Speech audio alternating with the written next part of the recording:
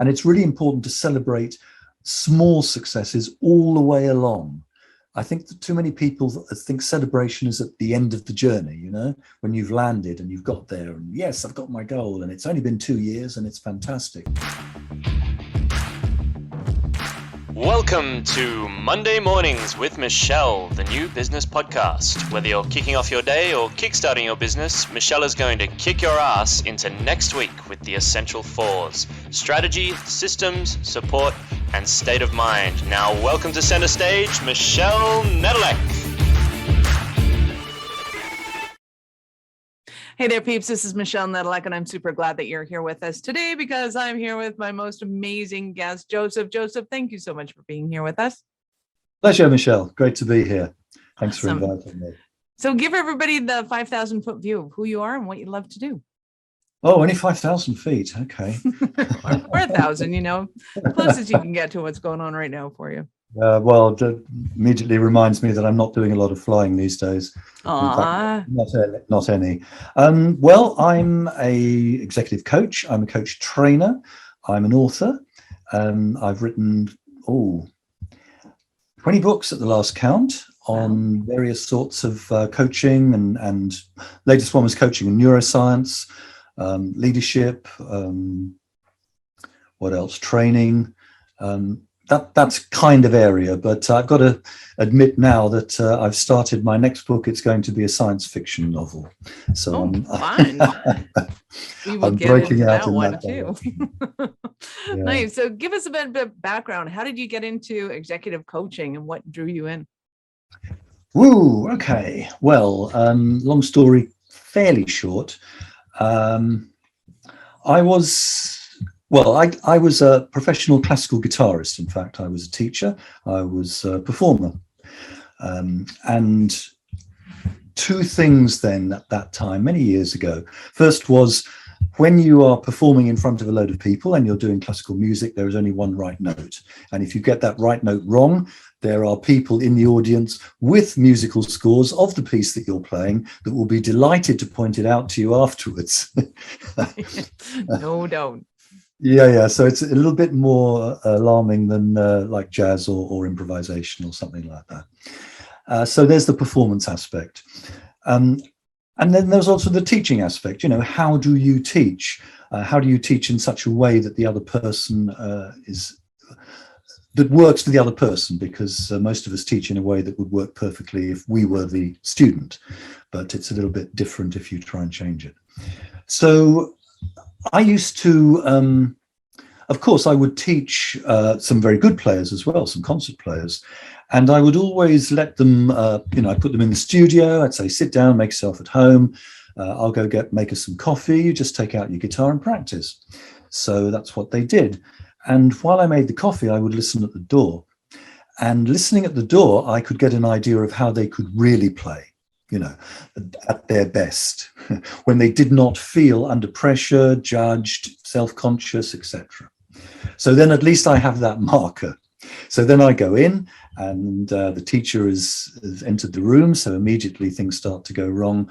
And then they play much less well because of all those sort of things that we know, the self-consciousness, the feeling of judgment, all the inner voices that go into stopping us giving our best.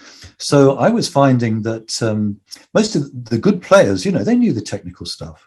I didn't have to show them that or teach them that. But what I did have to do is to help them to be their best, the best that they could be. And I knew they could be because I'd listened under a stress performance situation. So in that sense, I was a coach many years ago, although that wasn't how I thought about it because there wasn't really coaching then as such. So that was the start. And, you know, the inner game of music where we have all those voices that tell us we're not so good. And that's really the opponent that we have to deal with. Nice. Totally get that. And you're speaking my language. You're preaching to the choir. So how did you transition into executive coaching? Well, first of all,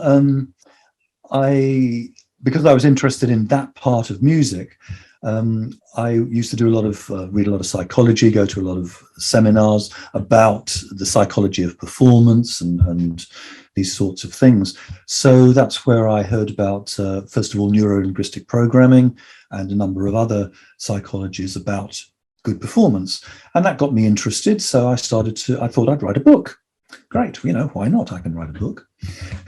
So I thought, hardest work ever. And it was turned down by, I think it was 35 publishers. I was very persistent. So I got turned down by 35 publishers. And I thought, well, I think this is good, this deserves to be out there. So I published it myself. And, again, we're talking 1980s now, when there wasn't all this self-publishing and, just publishing on demand or anything like that. I had to have a spare room full of a couple of thousand books at this point. Yes. But it was okay. I managed my first foray into entrepreneurship. And that led to other things then, because another publisher picked up on that and thought, this is interesting.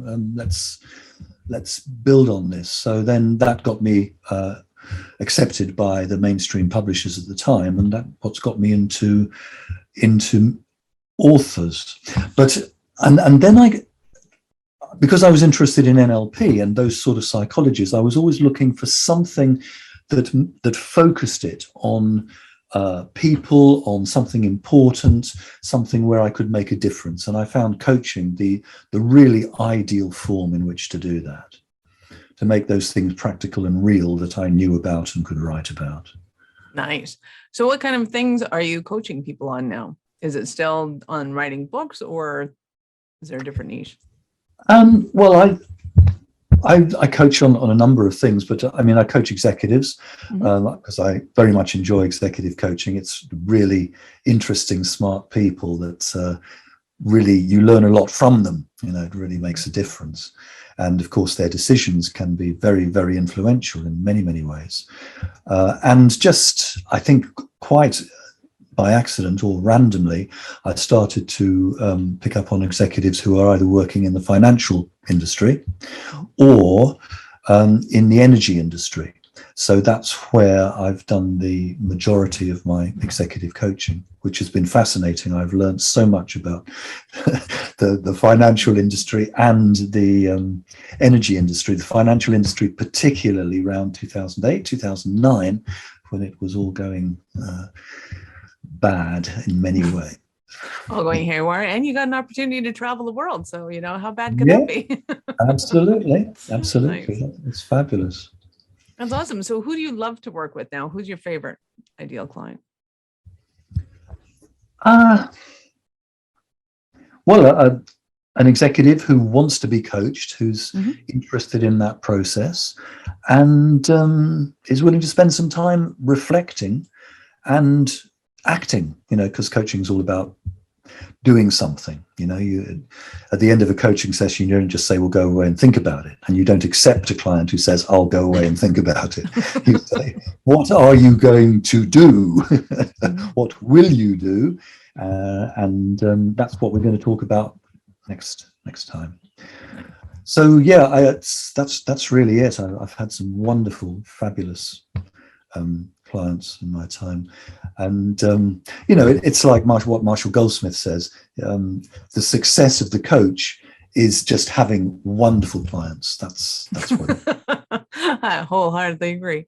Now, so give us an example of one of your Cinderella stories of one of your clients.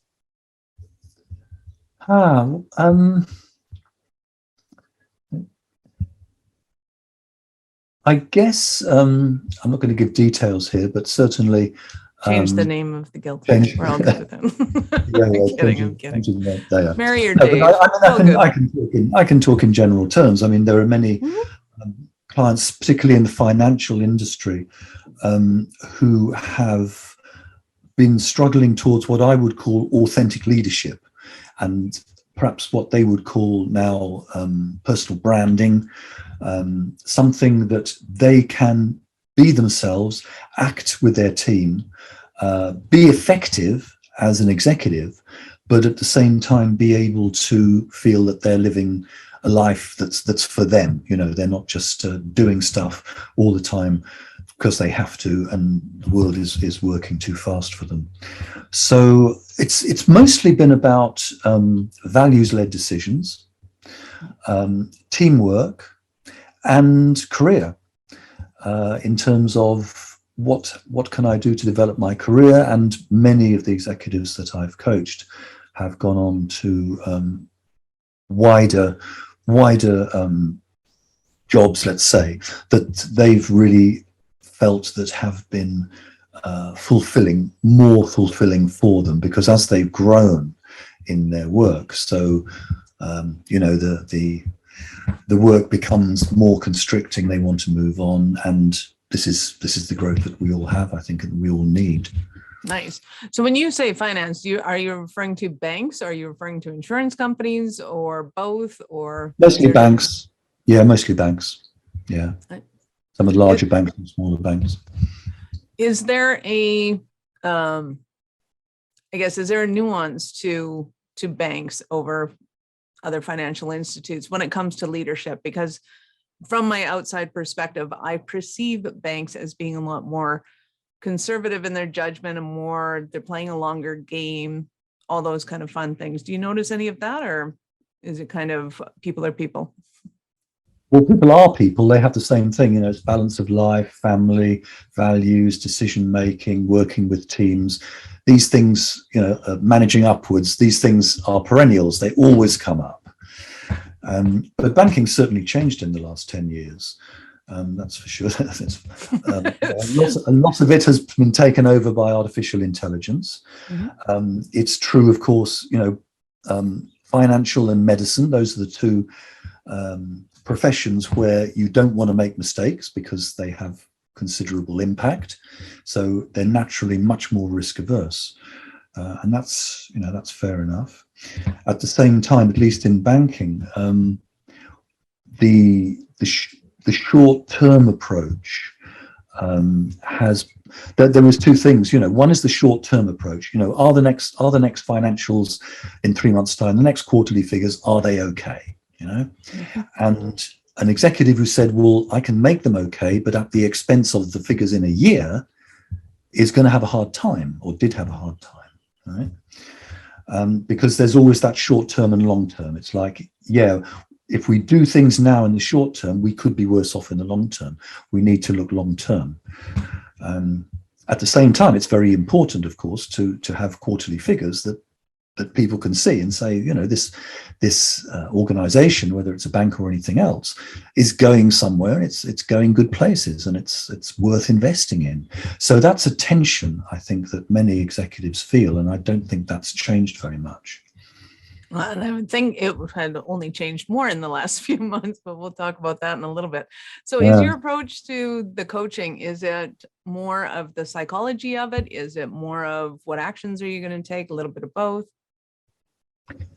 It's a bit of both. One of the books that I did was called How Coaching Works, which was a kind of history of coaching and trying to get teasing out those elements of the different coaching schools or different coaching approaches all over the world.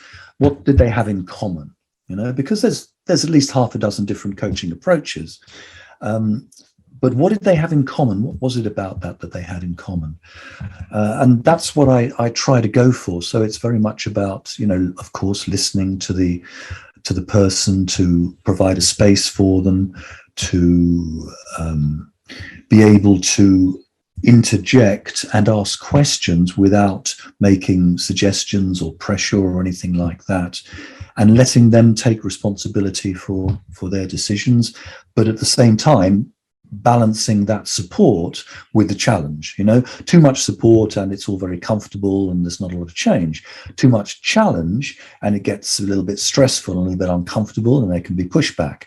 So support, challenge. Upwards, then support a bit more until challenge, and then you look back and you'll see that there's been a gradient upwards, and because it's been slight, it's not so noticeable. But it's still very much upwards, like a plane taking off. The gradient is slight, but if you go fast enough, you're going to get quite high quite soon. Nice.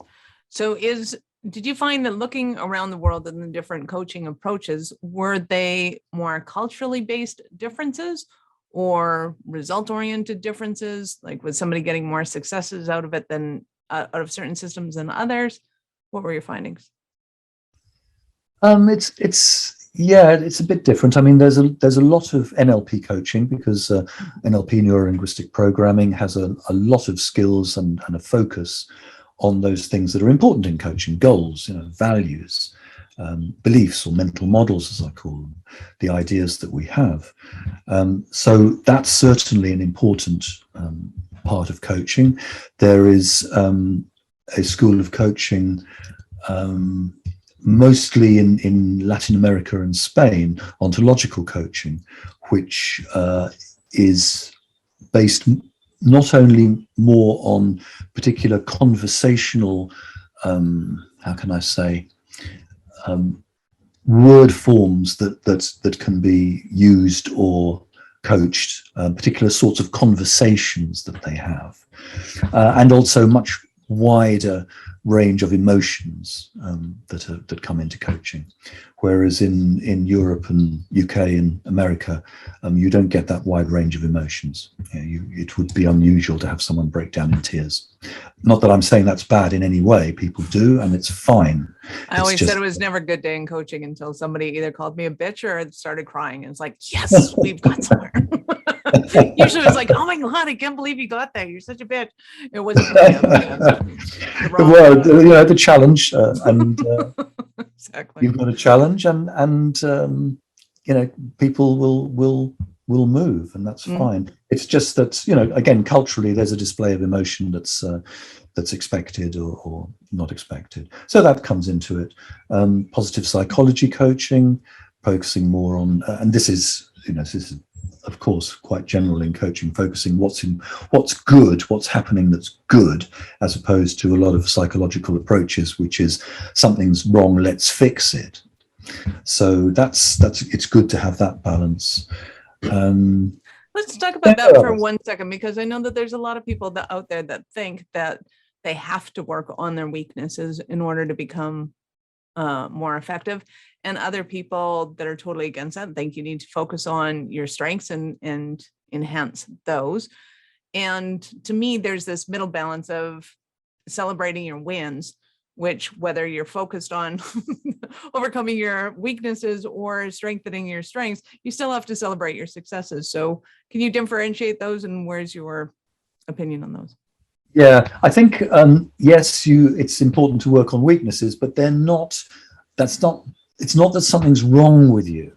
Yeah, it's just, there are certain things that you could be better at, you want to be better at, and so you work on them, and that's fine. You will have strengths. I mean, I work on weaknesses until they become strengths, and then I work on the next weakness, So there's no point in working on your strengths, but I certainly celebrate them. And I totally, I'm right with you there about celebrating successes. And it's really important to celebrate small successes all the way along.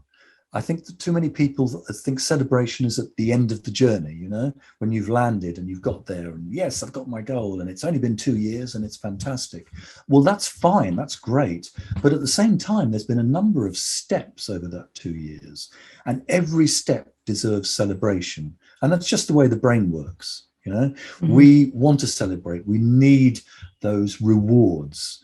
We're not so good at waiting and waiting and waiting. We will wait, provided the rewards are coming in a small stream, and that's fine. And that's certainly something neuroscience has taught me. You see it in children, of course. You don't just wait for a week and then we'll have your party. No. I have no idea how long a week is, and it sounds really long. Infinity. Come on, something now. And there's a little part of us that is always there like that, because you think ahead in a year's time. Oh, what the hell is a year? It's very abstract, and as adults we get used to dealing with these abstract things, but as children, not so. So there's certainly the celebration, there's the weaknesses, and the strengths. So I think, as you say, balanced approach, and we need all of that. I used to say that when there's a direct correlation towards how far out your goals are, the attainment of your goals, and the amount of money you make. Somebody that's goal is on Friday is going to be making substantially less than somebody whose goal is going to take 20 years to achieve. But that doesn't mean that, if I set my goal as I'm going to go out and drink with my buddies on Friday, that I set a goal of I'm going to go drink with my buddies on Friday 20 years from now. That's not a 20-year goal. Just because you're waiting for 20 years for that to happen is not the same. It's a goal that takes 20 years to accomplish, which means that there's going to be stepping stones along the way, and all of those stepping stones have to be celebrated if you're going in the right direction. That's right. I mean, those goals are punctuation marks. It's like a book, you're reading to the end of the book, and as you get certain places, there's punctuation mark. Here's a full stop, here's a comma, here's the end of the chapter, and that's fine.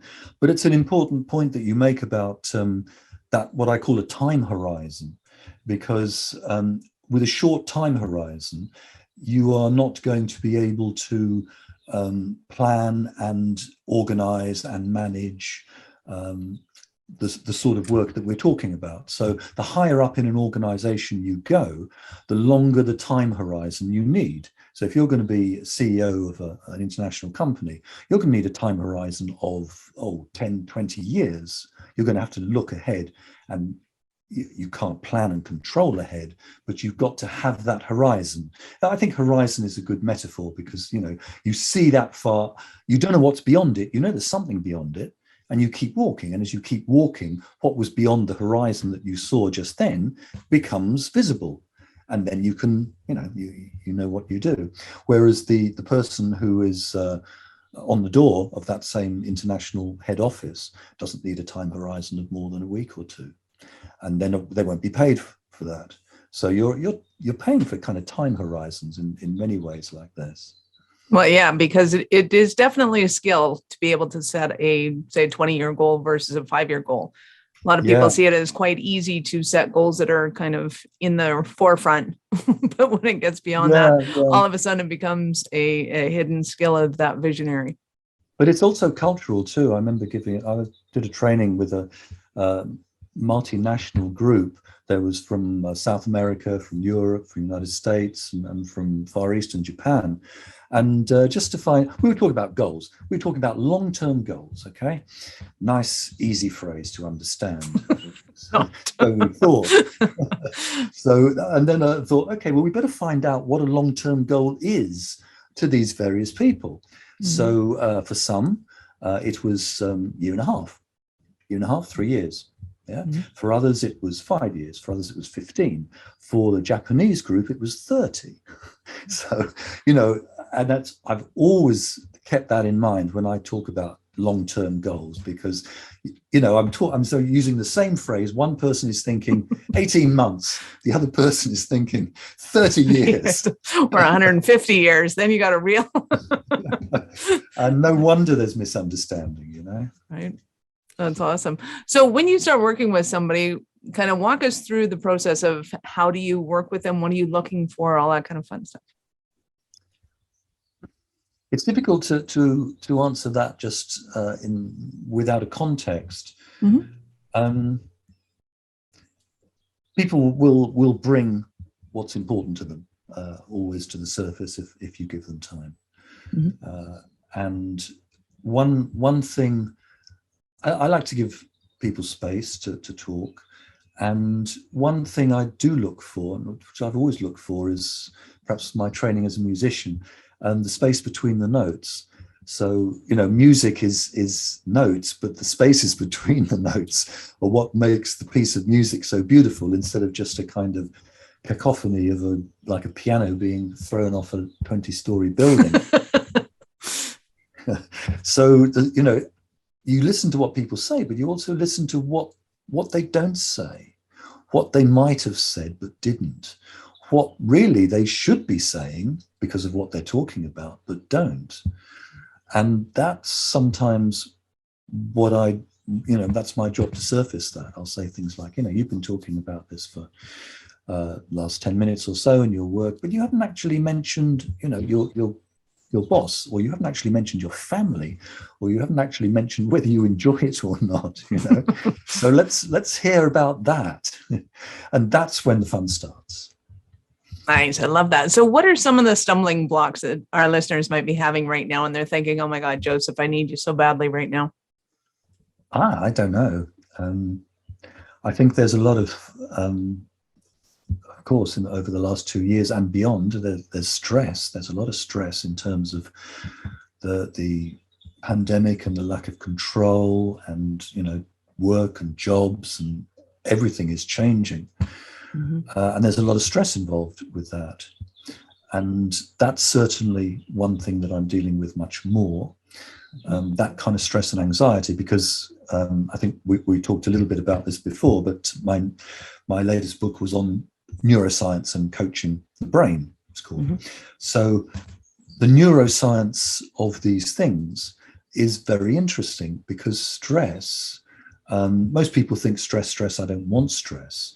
But stress is natural in a way, insofar as it's our body's reaction to challenge. You know, mm-hmm. So we get up in the morning and we get a shot of cortisol, which is that hormone from the adrenal glands just above the kidneys, and it wakes us up, and we are ready for the day. We need that. If we didn't have that, we would be going around, you know, half asleep. But I don't think that's so bad, personally. Just so you know, so my partner wakes up as soon as the alarm clock goes up, it's like bing, he's vertical and he's off doing his thing, and I'm like, whatever. That's not my way to wake up. Yeah, that's the cortisol. But you need that. The problem comes if you get a high level of cortisol over too long a period. Mm-hmm. A very high level of cortisol, because it's the body's response to challenge. You know, mm-hmm. I need to do something. I'm being challenged. Bad things are happening. You know, I need to react. And if those levels of cortisol go high, and especially if they stay high chronically, mm-hmm. then that's when you get the symptoms of stress. You know, brain fog and not being able to sleep well, and digestive upsets. All of those things. That's the bad aspect of stress, particularly when we feel we don't have control over what's happening.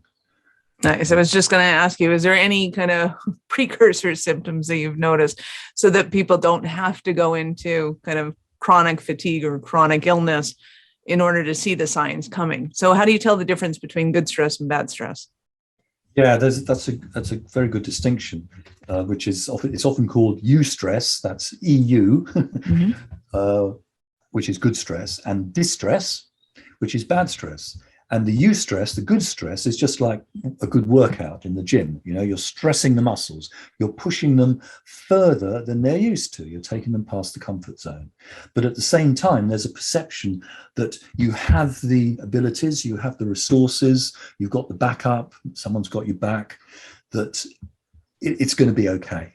You know you can cope, and you keep pushing. That's good stress.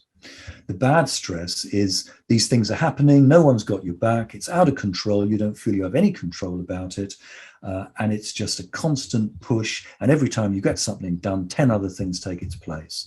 Or the really important things, you plan and plan and plan, and then they collapse because of another Greek letter. Virus Greek letter has, you know, come up, and it's nothing to do with you, and it's nothing to do with anybody's control, but it happens.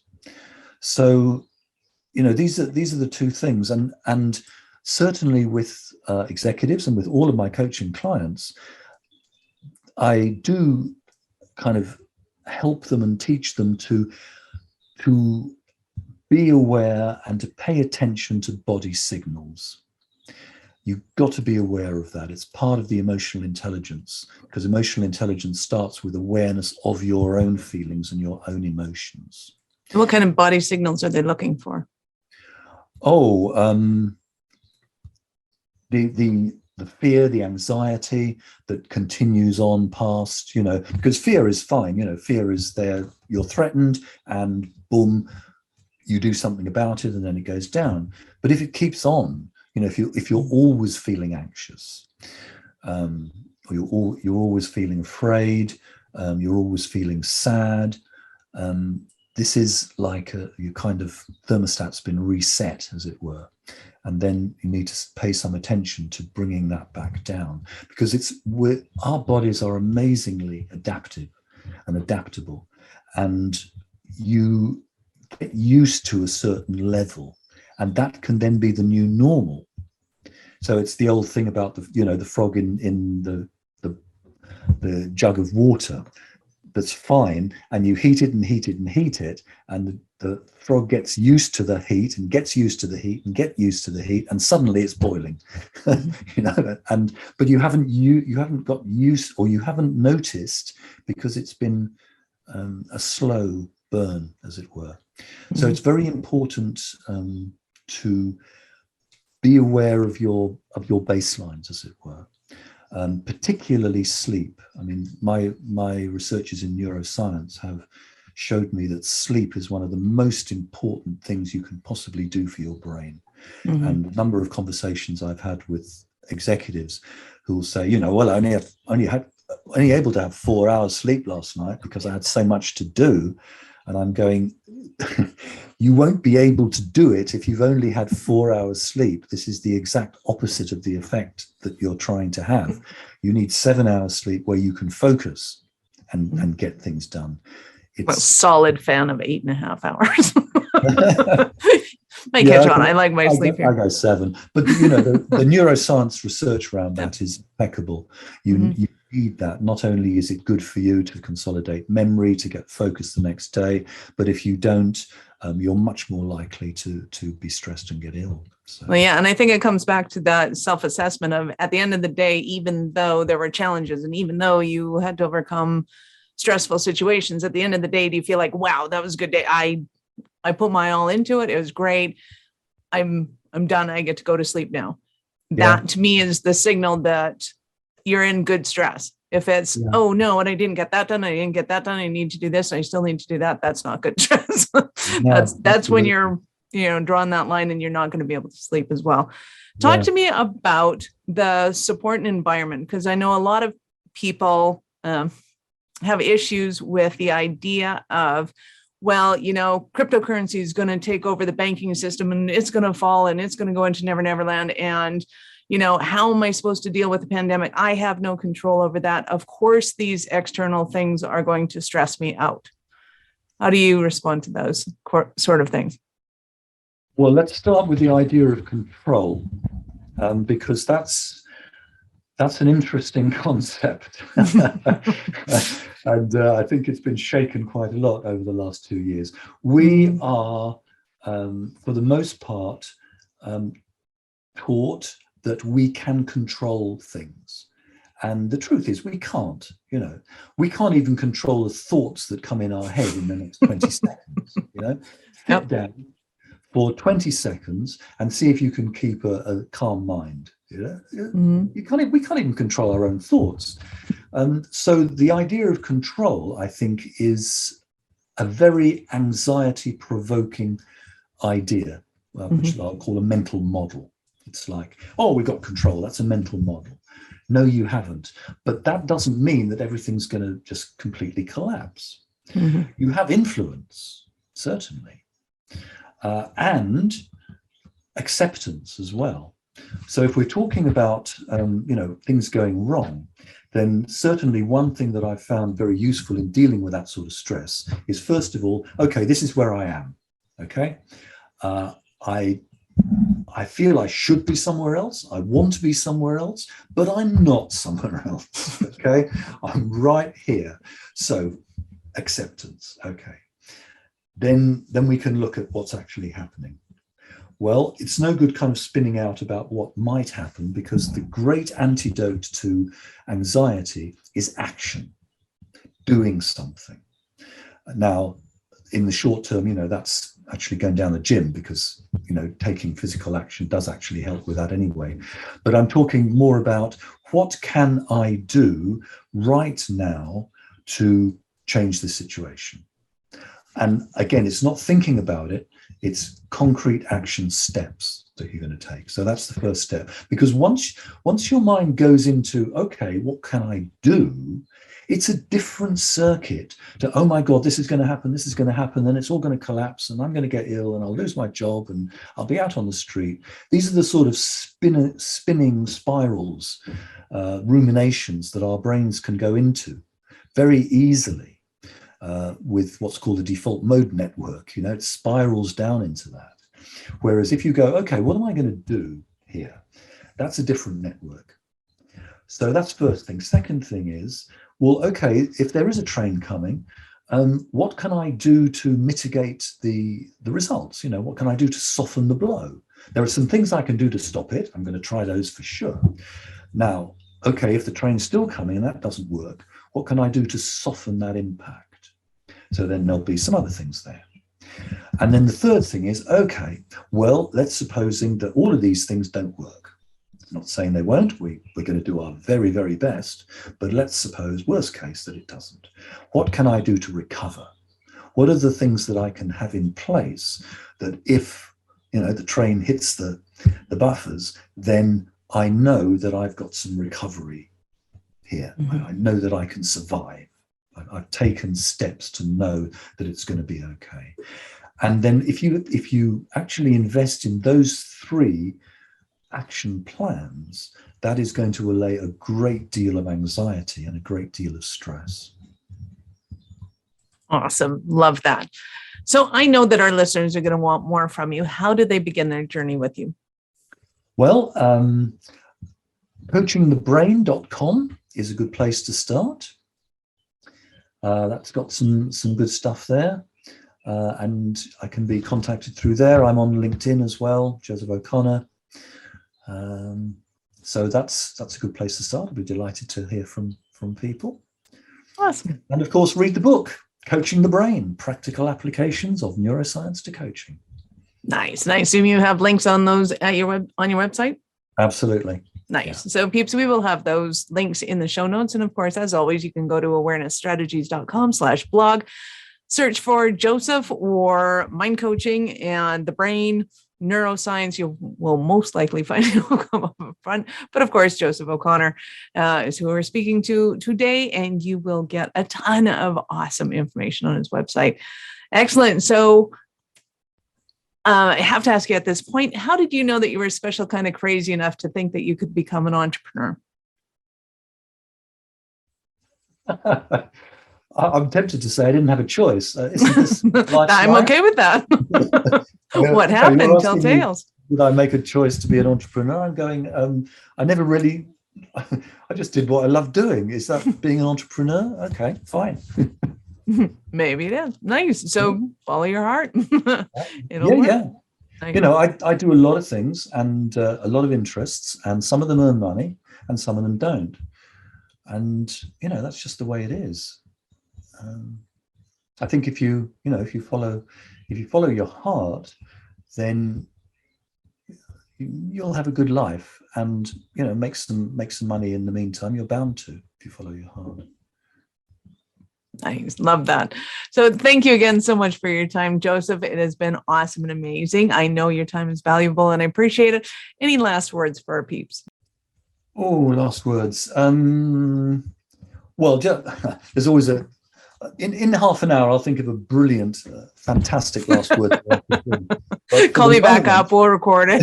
Slap it on the end. It'll be great. At the moment, just what's working for me is the ability to say no, because there are so many fascinating, wonderful, intricate, amazing things that we can do. And the big temptation is to, oh, yes, I'll do that. Yes, that. Yes. Oh, that's fantastic. And you end up doing a lot of things not very well, or even worst case, ending up not doing some really important things. So there's going to be times, and I keep meeting them, where I go, oh, I'd really love to get into that, but no. And then that focuses you down into what's really important for you. Nice. Love that. Awesome. This is Michelle Nedelec. Thank you so much for being here with us today. Please subscribe to the show in your favorite podcast app so that we can help you scale your business. We love having you here. Thank you for listening to our show. I'm all about being a resource center for entrepreneurs to give them the information and the support that they need to make it in business. As such, the notes for this show can be found at our website at awarenessstrategies.com/blog. Be sure to subscribe, give us a rating. I like 5 stars personally, and share with your friends.